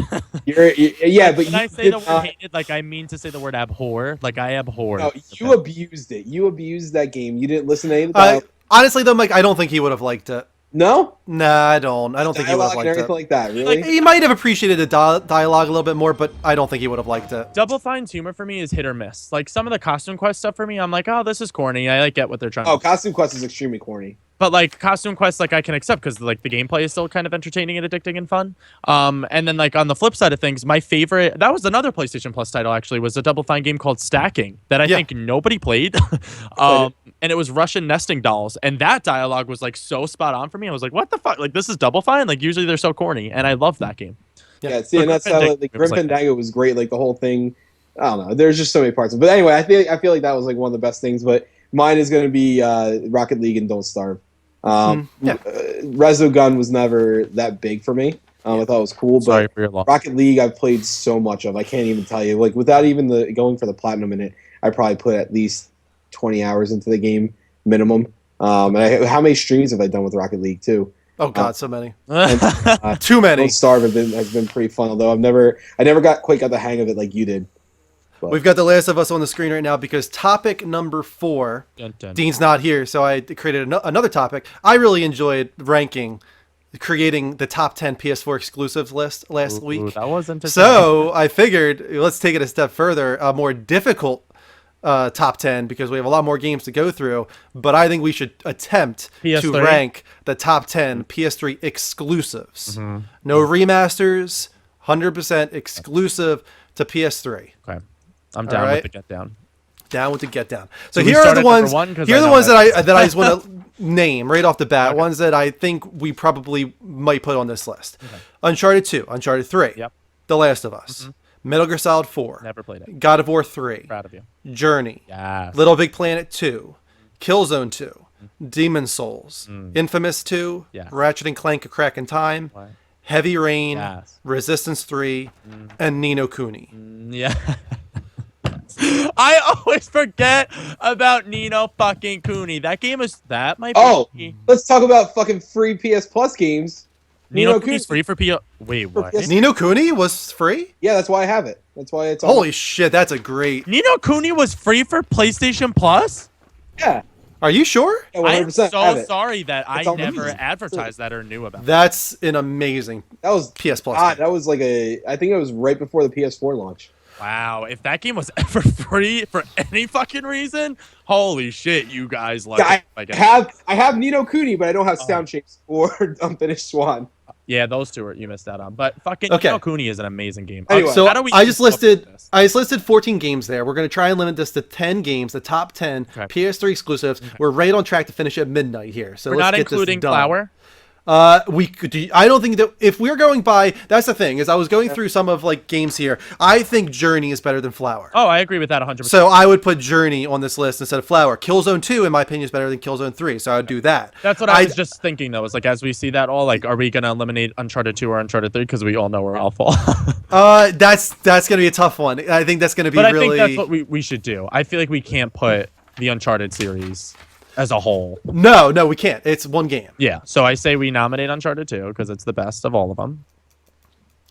All right. So before that, I love how he I don't think Uncharted is better than The Last of Us, personally. Oh, no.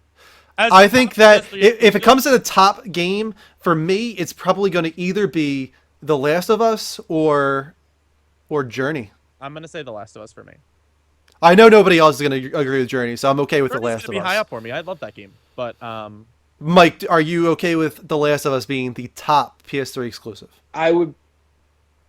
Yes. Well, yeah, I would definitely be on board with that. Okay, so let's just get it right off the bat. We're going to put The Last of Us as the number one PS3 are exclusive. you writing this down, sir? Yes, I am. Or is this next to our PS4 list? I have that on the other paper from last week. All right, so after that, is there any ones that stick out at you that should be number 2? I really want Nino Cooney to be high that's- on the list. That's up there for me. I I didn't would say play enough Journey to and give- Ni no Kuni are, for me, fighting it out for number 2. Mike never played either I of know. those. I feel. I know. Which sucks is I bought Journey for $20. Fucking idiot. Really? Yeah. I don't think Why'd it you ever buy for was 20? $20. Or, It- yeah, it's 15 15 bucks. 15 bucks. sorry. Yeah. Yeah. And then it's cross-buy too, right? Like you got Yeah, I it. have it. Yes, it is cross-buy. This is tough, dude. Because like I'm gonna Games vote. I- I'm gonna vote for Ni no Kuni. I think As- I want to say Nino Cooney too. I'm sorry. Like I thought you were gonna go Journey. Nino Cooney like did something to me, dude. Like that game was Yeah. fucking awesome. It was. I'm so stoked. I would I can vote. see that. I would vote for Journey if it wasn't. I don't want to call it shallow, but it's a 1.5 hour experience. It's really like Ni no Kuni. There's so much more to it. It's and like Journey's everybody's different. Like yeah. me and you experienced that game in a completely different way. That Yeah. Dean fucking hated it. You know. My experience in Journey is so special to Mine me. too. Honestly, Journey is more special to me than Ni no Kuni. That being said, I think Ni no Kuni probably when it comes to games, game. yeah, I feel like Ni no Kuni probably should be number Still 2. had an emotional connection to the Yes. story. Like what a Yes. fucking awesome story. That So, Mike, I know you never played it, but are you going? Would you fight us on that? No, I would prefer it that way, actually. Okay, so Ni no Kuni. we did all vote Bloodborne as like number 2 on the PS4 list, and none of us played Just Bloodborne. because we knew we know Bloodborne's amazing, we're just gonna put it as number 2. Yeah, I was like, Okay, so Ni no Kuni, number 1, The Last of Us, number 2, Ni no Kuni. okay. All right. After that, for me, would either be Uncharted, one of the Uncharted's, or Journey for me. That's what I was just gonna say. I'm going to go with Ratchet. Crack in Time is amazing. Although I don't know if Crack in Time is your favorite, Mike. Is it? No, I still prefer what was the one before? Tools of Destruction. Tools of Destruction. Yeah, I would 100% fight you on that one. I know. Think... I just knew I didn't like all the Clank puzzles all the time. Some of them were just more annoying than they were, challenging and fun. So that's pretty much Ratchet the and reason. Clank are two different people, right? I'm fucking with you. I know that. Get the fuck out. This is what's making this tough. Is that I've never played Ratchet and Clank. I played Yeah. almost all of this list. I'll tell you right now. I've watched a lot of Metal Gear Solid 4. Like my brother played all of the Metal Gear series, and I watched that whole game play out. That game, like graphically, that's the game where Vampire and Raiden fight off on that huge mech, right? Vamp and Raiden. Oh yeah. my god, that fucking was like one of my favorite scenes in games. I think. Yeah, Metal Gear Solid 4 is going to be on this list. I hope. I want that to be in the top 10. I would vote that over some other stuff. For me personally, ranked 3, I'm either going Uncharted 2 or Journey. I would say for over Journey for me personally, just because, like you said, that's not like a broad appeal. That experience is different for everybody. I would vote Uncharted 2. I'm okay with that. I'm okay with Uncharted 2. Michael fucking hates Uncharted. I hate Uncharted 2. You hate Uncharted 2. I really, dude, it did not click with me at all. That fucking ending, I wanted to punch the fucking writer in the face. Get up to, wait, did you finish it? Uncharted 2, yeah, I'm in Uncharted 3. Did you get up to Tenzin's part? Hunga hala ye, Bema! That's like the best thing that ever happened. Umahala hey, banga! His daughter Whatever Bema that and that means. whole story. It's she's What the speaking hell a just different language happened? And you love him. Bema! Hunga hala ye. That's the best. That's the best. Uncharted That's what makes Uncharted 2 the best, Mike. Is Bema. Bema. Bema. That's what makes it the best. I always wanted Bema, the little daughter Tibetan girl. It's happening. Uncharted 2 is the number 3 PS3 Fucking exclusive. Drew. I think Journey should come after that. I think Journey should be number 4. I agree with that. Mike's like, what's Journey? Mike, did you not? You Spin-off of didn't that play game called Adventure. literally of the top 4 games. You've only played one of them. That makes me sick. What were you doing during the PS3 generation? wait. Fucking 360 and fucking killing face. Michael, you still haven't played The Last of Us? He's played The Last of Us. That's the only one he's played of the top 4. What are you Well, talking and about? Uncharted 2 now. I got that. Well, now he's played Uncharted 2 finally, but he missed out on it. He doesn't understand. Yeah, that makes me sick. He's late to the party. He missed the boat. Nah, man, I still play Uncharted 2, and that gives me the feels. Bema! Nah, Yeah. Oh, also, real quick, thank you to another follow. That one came from Cypos C. Thank you so much for the follows. Keep them coming, guys. Hit that heart button on twitch.tv/The Level Up Show, and we'll shout you out, of course. All right, so we're getting a little into the tougher territory now. I would say next for me would probably be A Crack in Time. See, this is where we're gonna start to butt heads. I'm okay with that. I mean, No, if okay. it's, as long as it's Ratchet and Clank, there we go. I'm good. This is where Greg's gonna have to put up the cup. Okay, you haven't played a Ratchet and Clank, Greg, but is there Ever something in my that you feel has to be better than Ratchet and Clank? There's no God way. of War 3. You think God of War 3 has God to be of War better? 3 is fucking groundbreaking. I was gonna put God of War 3 right after Ratchet and Clank, so I can understand that they're very close for me. God of War 3, that game is visually and a fucking achievement. This is the Oh, PlayStation 3. That game looks stunning. Still does. Still does on the PlayStation 3, Yeah. and the remaster, that's like the remaster is what I saw on the PlayStation 3. Like that's how I remembered it. So playing the remaster on PlayStation 4, I'm like, this is kind of the same, just like 60 frames per second. I'm okay with God of War 3 being number 5. That game did stuff for me. Mike is just what's Mike, wrong did you with play you, God Mike? of War 3? Yeah, I've played parts of it. I watched Drew play a lot of it. I never finished it myself. I never fucking clicked with me. I don't Mike, like I think that we're gonna have to get rid of you. We vote. This is It Only Does PlayStation, and clearly you are not a PlayStation fan. Mike starts though. It only does Xbox, and it's just Mike. And it's just Mike. Yeah. Mike. I feel like Dean might jump in there, but No, Team Greg and Team I feel like Beast. Dean, we've converted onto PlayStation. Even. Yeah, I feel like at this point, Dean has. Been I never converted. said. Hey, whoa, hold up. Let's get this straight. Just because I didn't play a ton of shit on my PS3 all the time does not mean I'm not a PlayStation fan. I know. That is not at all. We're just breaking your balls. But God of You're War, breaking balls. Greg is half serious as he doesn't know the difference. God of War 3 is number 5. Yes, I would. Sorry, Mike. Cracking Times after that. It has to be. I'm sorry. Fuck that. I'll take your guys' vote for that. That Trust would be me, mine personally. Greg, you would really, really like these games. I promise you. Just wait, man. You're gonna see with the reboot. I know. I'm buying Ratchet and Clank, the $40 one. You're gonna love it, man. It's such a great series. Fingers crossed, I'm hoping. Great action platforming. I'm The hoping. best. It's some of the best action platforming. You'll see. Sly So- Cooper was a game I didn't play until the PS3 collection, and I fell in love with that series. So I feel like Ratchet and Clank will be the same for me on PS4. I feel like Ratchet and Clank is better than Sly Cooper. Okay. Yeah, I agree. I agree with that. I think Ratchet. Oh, Clank's okay. better. So yeah, I'll probably definitely love it then. Sly Cooper is really good too. But I Better think than Ratchet Jack is and better. Daxter? Yeah. No, for me, I think Jack and Daxter is better actually. enough. But they're so close. They're so close. Yeah, for me. there's a lot of people that go back and forth constantly. Yeah, they're both great. Continuing on here, my okay. next vote is Infamous 2. No, what I actually want to do, we have 4 left, I'm like, and we have a lot. We have like 8 games left. I want to know which games you guys think. No way, this should be in the top 10. We've got Demon Souls, Heavy Rain, Resistance 3, Killzone 2. Infamous 2, Killzone 2. Mike, I feel like is probably the one person that would really want Killzone 2 to be on this list. If we're talking Actually, it doesn't bother me at all. If we're talking first-person shooters, Resistance 3 is 10 times better for games. I agree. I think Resistance 3 makes it over Killzone 2 for me. You think so? I mean, here's the thing. I remember Killzone 3, Killzone 2 a lot, and I remember some stuff of Resistance 3, but Killzone not only had the better graphics, but I feel like had the better gunplay. Debatable. Resistance 3's gunplay was phenomenal. It's pretty good, but it had a better story and better weapons, I think, as well. dude, Killzone 2's story was pretty good. It was okay. It just pissed you off. That's Yeah, it wasn't bad. Rico, is the worst thing ever. right. Yes, thank you, But please. that's again, that you can't. That was. Can we write Demon Souls off because I don't think any of us have Yeah, played it? fuck Demon Souls. Yeah. I know it's great, guys. I know it's great, but none of us have played Demon Souls. Also, We how did this is- with MLB The Show. So How is Little Big Planet not on this list? Little Big Yeah, Planet Big is Planet going to too. be close there. Here's the thing. I would put this higher than this, but I knew nobody else would agree with me. But I think Metal Gear Solid 4 should be next. I don't disagree with that. I get that 100%. None. You guys aren't Metal Gear fans like I am, but like you just gotta take my word on There are this. Like, people that never played a Metal Gear that love that game. They have I'll no put idea. Metal what the Gear fuck on the is going on. list. I'm not gonna put it before other games. oh, this is not good, I'm not. Greg. I'm Team sorry. Greg is about to fall apart. I'll No. tell you right now. I feel like Metal Gear 4, honestly, in my opinion, deserves placement before Don't even say called- it. before God of War. And I'm If it were me, I would put Metal Gear Solid 4 at number 5, ahead of God of War 3 even. But I know that I'm not going to win that argument.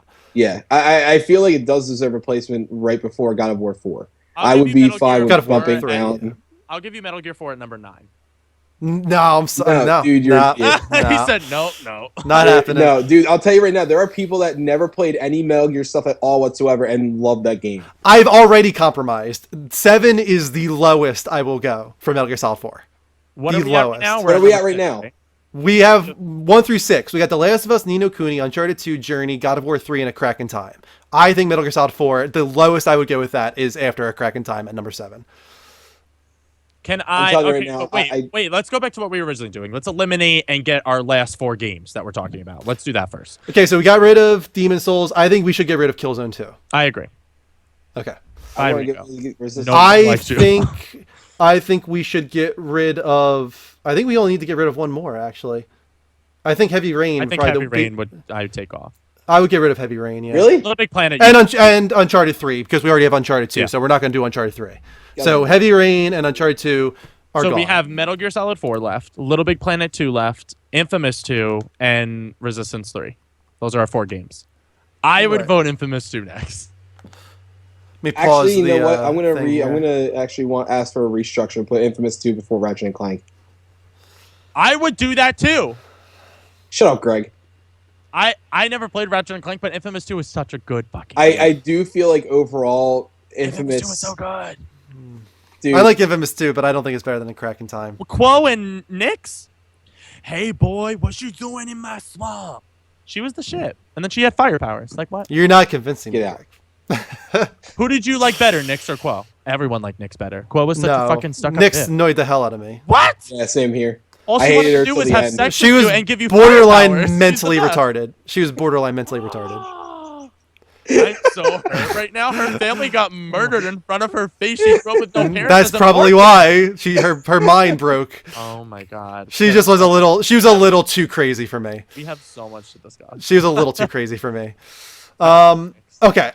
I mean, I'm going to have to compromise here, but I've already compromised so much. What have you compromised on? Metal Gear Solid 4. I've compromised on Metal Gear Solid 4. Above God of War. No. All goes down No. one each. Each one gets bumped down one. I'll put Metal Gear Solid 4 above Ratchet and Clank, but I'm not moving God of War. Dude, I'm telling you right now. I'm not moving God of War. I'll say it right now. I feel like it's a 2-1 vote. 100%. God of War or Metal Gear Solid 4, God of War 3, and then Ratchet and Clank. I'm willing to compromise if we can do 7 as Metal Gear Solid 4 and 8 as Infamous 2. See, like, I don't care as long as God of War's above Metal Gear. See, Greg's just being petty right now. I'm not being petty. I never played Ratchet and Clank. I lost Uncharted 3. I lost Killzone. You want to talk about fucking compromising here? I've been the one that's had to sit here and shut my mouth. Not the worst, but that Resistance 3 is so much better of a first-person shooter. It is. Dumb. I wonder if that's going to make the list, though. I think it will. It has to now at this point. So, yeah, okay. We have it left. Yeah. See, here's what sucks about it, though. You guys aren't even shooter. Like, as a person who you want to ask me why I don't know all these PS3 games? Because I was fucking shooting people in Call of Duty on Xbox 360 the whole time. Here's why. It's because there's barely any exclusive first-person shooters. Exactly. There's only Killzone and there's only Resistance. That's about it. And I'll tell you right now, Killzone was the better one versus Resistance. I know that Killzone reviewed better. No, but well, there you go. There's another thing about no. that part. But we have to take into account all of the factors of the game. What? Because Greg didn't like it? No. I liked Killzone. I played the Killzones. I like them. And I hate first-person shooter games. I'm saying better, like, story, Resistance. Come on.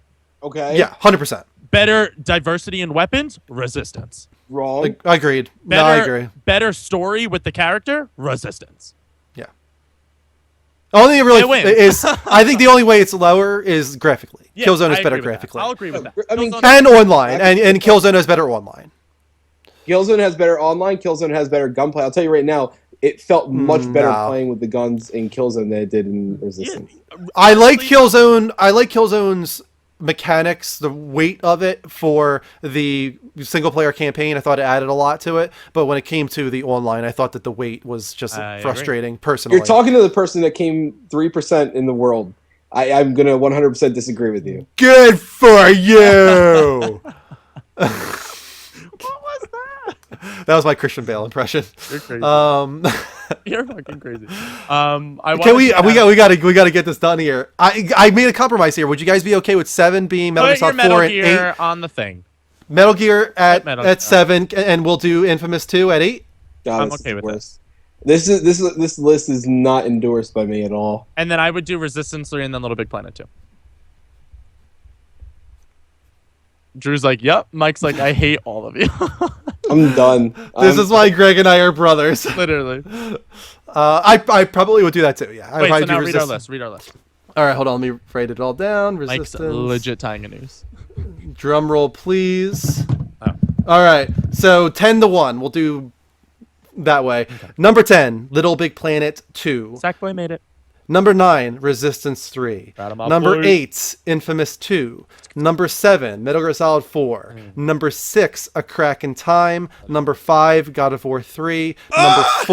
Number 4, Journey. Number 3, Uncharted 2. Number 2, Ni no Kuni. Yes! And number 1, The Last of Us. Yes! This is like the best list ever. I will admit, this is a very Greg Andrew list here. I would take off Metal Gear and Ratchet and Clank just because I've never played both of them. And I would just have a top 8 of like my favorite games of all time. Rampage, you are speaking to the choir when it comes to Kingdom Hearts love here, especially Greg. But it's not. If we did a fucking PS2 it's not for an hour. It's not PS3. It was PS2. It's not PS3. It's only PS3. There was how sad is this remaster, but it doesn't count. Yeah, we said at the very beginning we're not counting remasters, so that's Rampage, the reason. This is going to make you really depressed. There wasn't one Kingdom Hearts game, brand new, that was released on the PlayStation 3 console out of all 8 years. How fucking sad is that? If there was, it would be on this list. Oh my god, easily. What's kind of crazy is that there's no Final Fantasy on this list. Yeah, that is a little. Well, I thought about it, and I think not exclusive either. Oh, you're right. It isn't. Yeah, 13 is not exclusive. So all of 13 wasn't exclusive. Like even the sequels. Yeah, none of. I thought one of the sequels was exclusive. No, they were all multi-platform.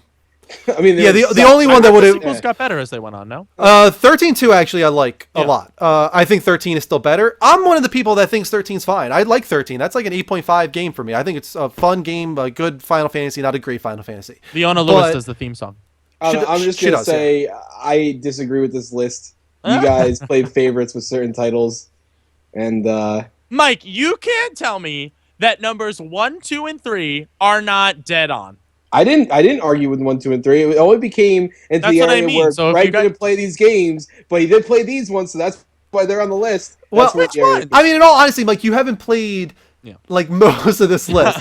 You haven't played Ni no Kuni. Yeah. You played Uncharted 2 way too late. Yeah. You didn't What's play the matter? I Journey. still played it. You didn't play even half of God of War 3. You didn't play Metal Gear Solid 4. You didn't play Resistance 3. Like The only it's like- debate we I had was played. Wait, Killzone hold on. 2. I played.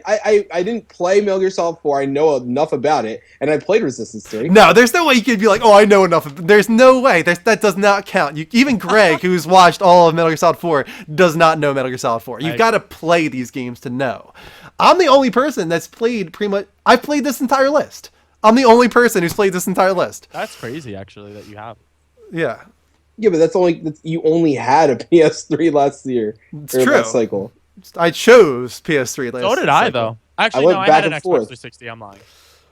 When Drew was playing Metal Gear Solid 4, I was playing Mass Effect on 360. That's probably where the gap went off.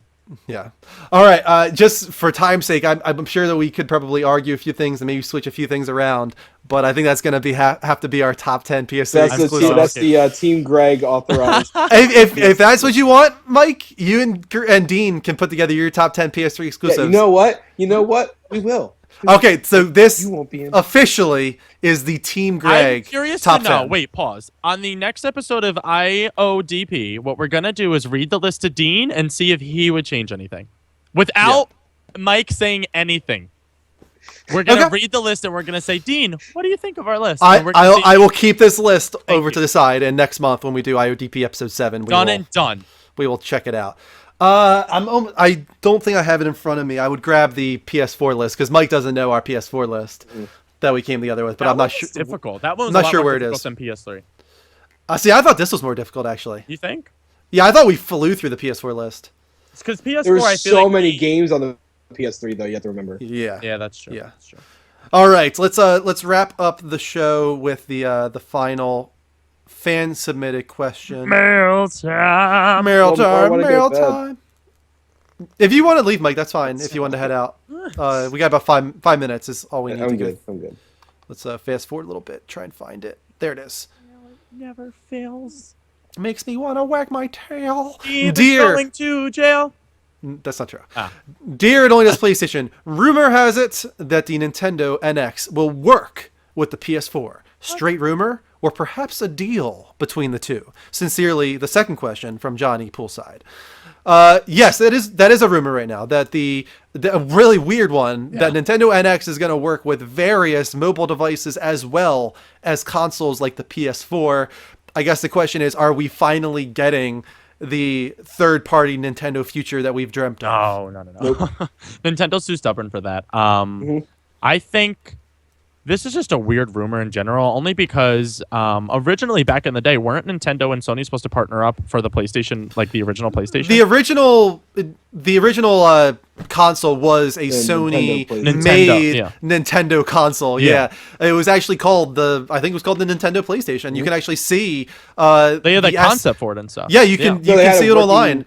Yeah. Model of it. There's somebody recently that actually showed it off. They found it in their father's attic, and it actually it looks like a Super Nintendo, but it has PlayStation symbols on it and Sony symbols on it. It looks more like a PlayStation console in the way it's symboled than it does a Nintendo console, which is kind of, I think, where things went wrong. Just imagine, like, what would have happened if that was like a reality, like if that went and like became. Well, you wouldn't have PlayStation. That's why you have PlayStation, is because That's what I mean. Yeah, Nintendo screwed them over and went with Philips CDI, and that's why you have those horrible Zelda CDI games. we wouldn't be doing this right now.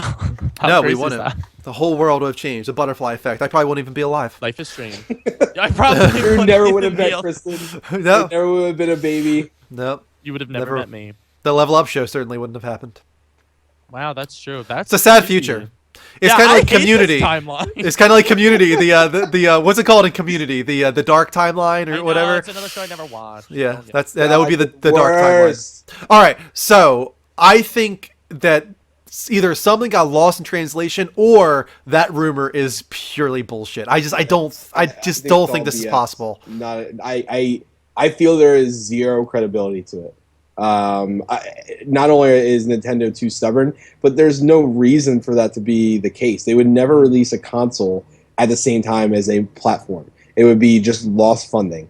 And as dumb as we think Nintendo is, they're not that dumb. Right. You know, if they're going to go in for the universal software centric focus, then they are going to go 100% all in on that and not have a console. They might do a portable, a brand new portable re-release, their new version of the DS or probably whatever new console it is, but that's it. They are not going back to console gaming again. Here's the thing, though, is we're automatically assuming that working with the PlayStation 4 means their games on a PS4, and that's not necessarily what it could mean. It could be something as Streaming simple service as like Gaikai.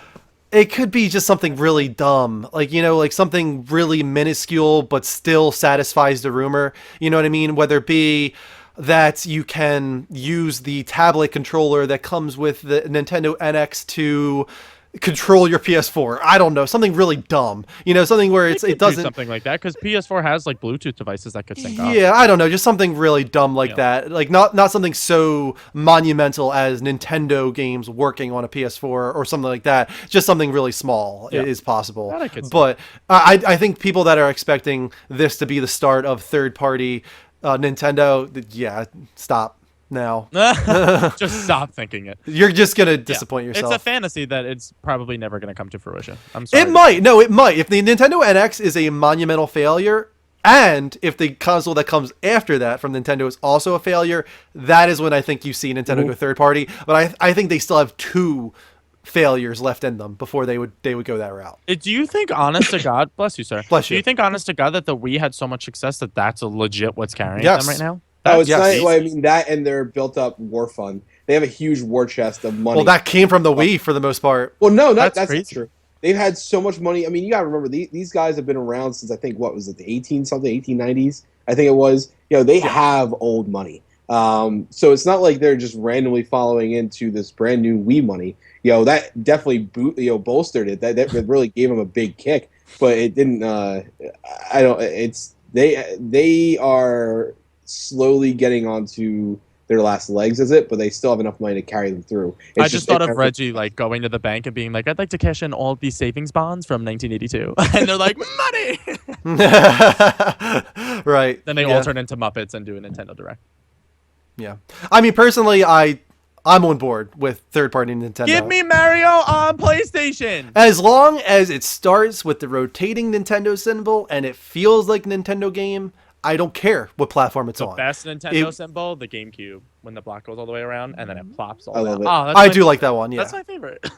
I feel like people, I don't understand why people are like, well, it won't feel like a Nintendo game anymore. There's nothing that makes a Nintendo game feel like a Nintendo game besides the game itself. Yeah. It's I know, not there's like something to be said about the controllers. Like the new ones don't give you that feeling. But I'll tell you right now, if you were able to play like when you play with the classic controller that they had for the Nintendo for the Or the like Pro, whatever the fuck it is. right. Well, that's the thing. That's what I was going to say. The Pro Controller is basically a 360 controller. I didn't say the Pro controller. Yeah, I'm just saying myself, the people that play the Wii, the controller that they use, anybody that likes to play on Wii or whatever, they use the Pro controller. So, I mean, I think at this point, I don't think anybody would have any issue using a PS4 or an Xbox controller. Epona running through Hyrule, 1080p, 60 frames per second Wait, on your PlayStation 4 Does with a dynamic theme for pre-ordering. only Just if stop it is able to avoid trees. That's the only thing that. God rest your soul. And can you shoot your bow and arrow from the horse? I heard that if they ever came to PS3, they would have this thing. It's brand new. It's called like Side quests quests? that you can do, but they're like apart from the main story. It's so like you can do them on the side. almost. I guess you could call it like a side quest. I guess is what they're trying to name it. It's like I'm not this sure I would- weird revelation. I don't know No. if I'm like for it or against it yet, but like it would deviate from the main path. But you could still go in and like invest your time in the world. It sounds pretty cool. Wait, I think wait, that could wait. change everything. They have I a know. partnership with Sony with a Sony studio right now, and Naughty Dog is developing an open world MMO for Pokemon. Oh, OMG. I literally just Yeah. that would make me so fucking happy. Wow. That just got me kind of giddy on the inside. All right. I think that's going to wrap it up. We went a little bit long, but we were almost on time. And I was late. Surprise. Yeah, so we went through pretty quickly. No time left over. But everybody, thank you so much for joining us. We got up to 31 people in the room at one point. Thank you so much to the follows tonight. We had, I think, 3 or 4 follows. Those came from Cypos C. We also had a couple more follows from I Am High Five Gaming. High five. High five. We had a few others as well, but they're not showing up on my email. But we had a couple others as well. Thank you so much for the follows. If you haven't yet, if you're new to the channel, hit that heart button on twitch.tv/The Level Up Show. Oh no, we lost Mike. Mike said bye. Bye. He just dipped. Bye, Felicia. I love that so much. That was the best one. I'm gonna try and call him back just so we can close with. We have to do the jazz hands. Yeah, we have to do the jazz hands. Oh my god. Do you remember when me and you did it by ourselves last time? It was a beautiful thing. You're a beautiful thing. Team Greg edition. Also, guys, check us out on all of our other channels, please. At Twitter, at the Level Up Network, level spelled LVL. Follow us there. Tweet at us with hashtag on the spot if you want to be a featured question on our Sunday shows, or with hashtag IODP if you want to be a featured question on next month's episode of It Only Does PlayStation. Please also check out our YouTube channel. We are really trying to grow our YouTube channel right now, doing the best we can. So please go to youtube.com/The Level Up Show, level spelled LVL. Subscribe while you're there. Share the channel. Check out all of our archived content, but especially check out exclusive original YouTube content, such as Dean and Greg's comic book superhero nerdiness show. Power Up. Dun, dun, dun, dun. It's awesome. It's about superheroes. We just did a special episode for you guys. It's all about the Super Bowl commercials and all the Netflix series superhero-wise that me and Dean have been catching up on. We'll return back to our normal Power Up format for the next episode. Also, Drew, if you haven't already mentioned it, has done our first top 5 list for our YouTube channel. He did his on his top 5 favorite Final Fantasy games. I have a whole bunch of stuff in the works that are coming to the top 5 list. I'm chugging through. I've been doing a bunch of unboxing videos as well, guys. So if you'd like to go and check those out, Drew has a bunch of his up with Kristen that are highly entertaining. I highly recommend them. I cry laughing. Specifically the one with us dressed like pigs. You can't miss it. It's my favorite video of all time. Yeah, but we're going to be trying to get top 5 lists onto our YouTube a few times a month. Hopefully 2 or more times a month you'll see top 5 lists. And they're going to be everything from top 5 Final Fantasy lists to maybe something like top 5 start screens in a video game. You know, top we're just 5 going to death modes or whatever. Yeah. Just there's going to be a lot of random stuff. You'll see those on our YouTube moving forward. So please make sure to subscribe. And another thing you can do if you want early access to original exclusive YouTube content like Power Up, go to our Patreon. It's the best way to support the Level Up Network. Patreon.com/The Level Up Network. Donate just $1 or more per month to support our channel, and you'll get early access. For instance, with Power Up, it goes live for everybody on Saturdays, but if you are a patron, like our 12 or so patrons that we have, they get it on Tuesdays, typically. And they love it on Tuesdays. Yes. It's a better show on Tuesdays. Vatak says, top 5 oh shit moments. Oh shit, oh shit, oh shit. It's just Drew doing that for 3 minutes. Yes. I'd be so happy with that. I can't get Mike back. Oh no. Rampage says, hell yeah, guys. And Greg and Andrew, real quick thoughts on lightsabers. Love them or hate them? Ready, go. I love them. Who doesn't? I'm totally on board, and I'm also on board with the cross-hilt lightsaber that Kylo Ren uses. I don't care if it's impractical. It looks awesome. Coming to Star Wars Rebels soon. Everybody go watch Star Wars Rebels. It's the best animated show on television.